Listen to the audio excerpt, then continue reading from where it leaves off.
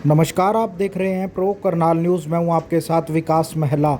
Live तस्वीरें हम आपको दिखा रहे हैं करनाल के सेक्टर 7 से, जहां पर विनय नरवाल लेफ्टिनेंट के घर पर केंद्रीय मंत्री मनोहर लाल है, वो आज अपना दुख व्यक्त करने के लिए, दुख साझा करने के लिए परिजनों के बीच पहुंचे हुए नज़र आ रहे हैं और ख़ुद भी भावुक होते हुए नज़र आ रहे हैं। उनकी आंखों से आंसू है वो निकलते हुए नज़र आ रहे हैं। लाइव तस्वीरें हम आपको करनाल के सेक्टर 7 से दिखा रहे हैं, जहां पर जो विनय नरवाल है उनके निवास स्थान पर केंद्रीय मंत्री मनोहर लाल है वो पहुंचे हुए नज़र आ रहे हैं।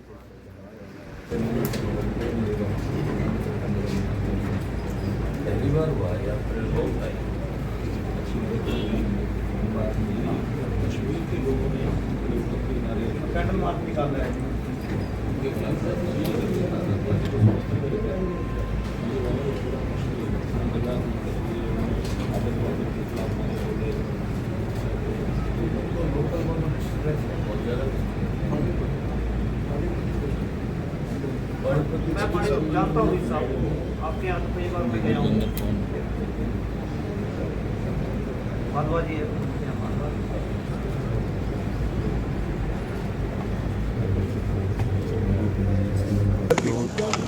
बहुत ही ये दुख, असहनीय दुख की बात है कि हमारा एक बहुत नौजवान होनहार देश का सैनिक लेफ्टिनेंट विनय नरवाल आतंकवादियों का शिकार हो गया, शहीद हो गया।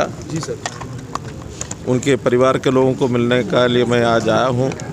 स्वाभाविक है, हम सबको जब इतना कष्ट है, दुख है, मन में पीड़ा है, परिवार के लोगों को होना स्वाभाविक है।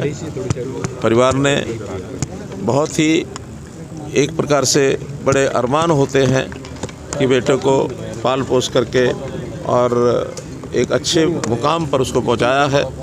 देश की सेवा के लिए लंबे समय तक उसने सेवा करनी थी, लेकिन जिस प्रकार की घिनौनी हरकत हुई है, आतंकवादियों ने की है, इसकी मैं निंदा करता हूँ, घोर निंदा करता हूँ।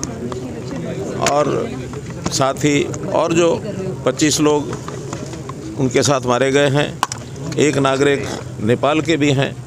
मैं कल नेपाल में था तो नेपाल के प्राइम मिनिस्टर को मिलकर के भी मैंने सांत्वना व्यक्त की। नेपाल के प्राइम मिनिस्टर और भारत के प्रधानमंत्री मोदी जी की बातचीत भी हुई है और वो भी चिंता में थे कि इस प्रकार के जो टूरिस्ट हैं उनको सुरक्षित अगर नहीं कर पाएंगे तो काफ़ी कठिनाई आएगी, क्योंकि टूरिज़्म चाहे भारत हो, नेपाल हो, भारत का हिस्सा कश्मीर हो अथवा अन्य प्रदेशों में टूरिस्टों का आना जाना लगातार रहता है। कल मैं नेपाल में था तो वहाँ भी बड़ी संख्या में जो इधर से धार्मिक यात्रा पर और टूरिज़्म पर भारत के लोग जाते हैं, उनसे भी मिलना हुआ था। ये घटना हम सब के लिए चिंता की बात है। प्रधानमंत्री जी विदेश गए हुए थे, उन्होंने तुरंत अपना दौरा रद्द करके और वापस आए।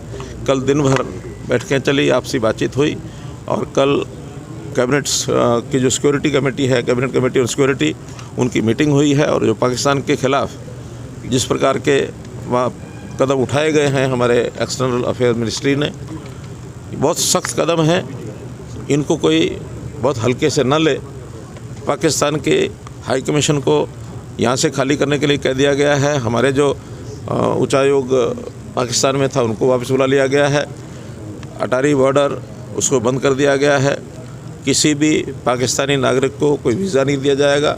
जो पहले से वीज़ा पर यहाँ आए हुए हैं उनको भी 1 मई से पहले यहाँ से जाने के लिए कह दिया गया है। और सबसे बड़ा जो एक विषय है, जो वर्षों से जिसका लाभ पाकिस्तान उठाता था, वो सिंधु जल समझौता, उसको अब एबियंस में रख दिया गया है। और अब कम से कम पाकिस्तान इसको हल्के में न ले। और अगर पाकिस्तान ने अभी भी इस प्रकार की कोई गतिविधि का कोई संकेत दिया तो फिर पाकिस्तान का मैं समझता हूँ उसको भारी एक नुकसान, ऐसा भारी खामियाजा भुगतना पड़ेगा। आज दुनिया के देश इस मामले में आतंकवाद के खिलाफ हमारे साथ खड़े हैं और किसी प्रकार की कार्रवाई आतंकवाद को दबाने के लिए, इन घटनाओं का बदला लेने के लिए भारतवर्ष को जो करना होगा ज़रूर करेंगे।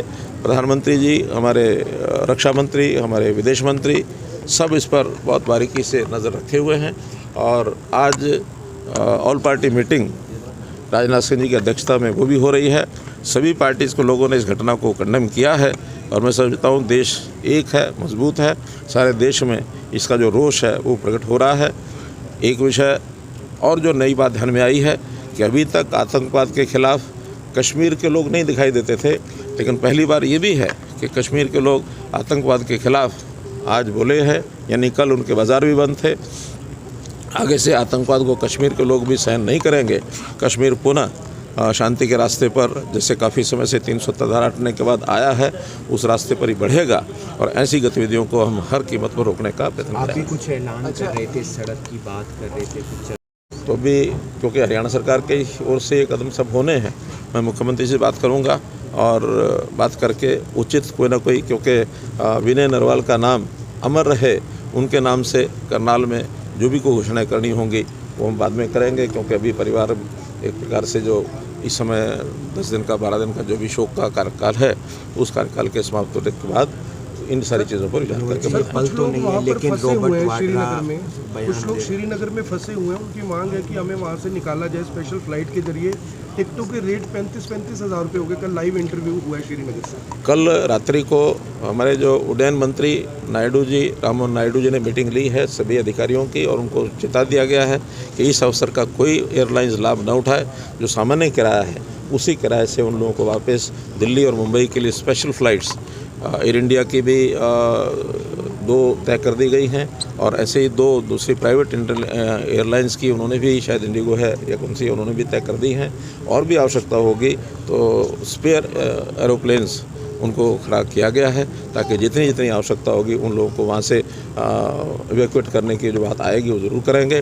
फिर भी शांति बहाल हो और टूरिज़्म के नाते से लोगों का कॉन्फिडेंस बढ़े, इस नाते से भी काम साथ साथ शुरू कर दिए गए हैं। कुछ लोग राजनीति कर रहे हैं सर, रॉबर्ट वाड्रा का बयान। बड़ी दुर्भावना, यानी एक प्रकार की एक दुर्भाग्य की बात है कि जो नाम आप ले रहे हैं, उन्होंने जिस प्रकार से इस घटना को रंग दिया है, वो कम्युनल रंग देने की जो बात पाकिस्तान के लोग कर रहे हैं, टेररिस्ट कर रहे हैं, इसी प्रकार की कम्युनलिज्म की बात अगर हमारे लोग नेता जो करेंगे तो वो भी एक दुर्भाग्य की बात है। इसको नहीं करना चाहिए, समझना चाहिए।